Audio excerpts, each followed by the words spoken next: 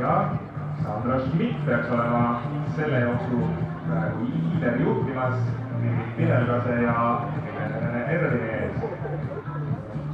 Juhtgrupp on kõik ühes koos, selle ringile minnakse ja Birgit Pihelgas teisel kohal. Ja läks Birgit Pihelgas nüüd võitis tempodest tegemise enda peale.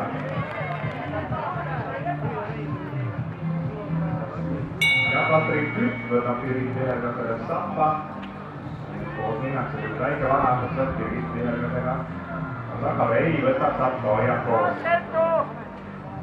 Vaatame, mis siis lõpusirgel tehakse, kas keegi võtab seal otsustava rünnaku kätte. Nüüd Katrin Kütt püsib Birgit Pihelga kannul esikoha duellis.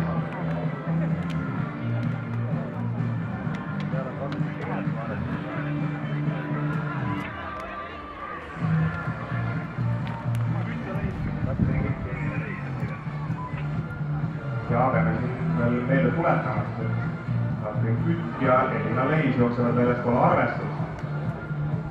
Aga esikoha duellis siiski ka Katrin Kütt hetkel mängus. Kuid nüüd lõpusirge avanedes Katrin Kütt, kes väljaspool arvestust jooksmas, on selle jooksuvõitja, kuid Birgit Pihelgas on naiste noorsooklassi Eesti meister selle distantsil. Ja teine hoopiketti Kivi spordiklubi Leksi 44.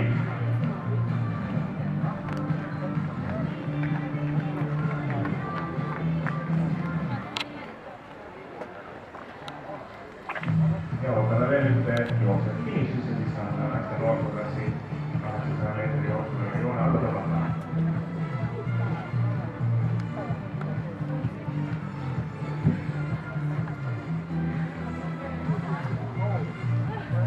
Ja Sandra Schmidt on ka kohe treeningpartner lõpujooksus ületamas, nii et nüüd võiks olema kõik jooksed.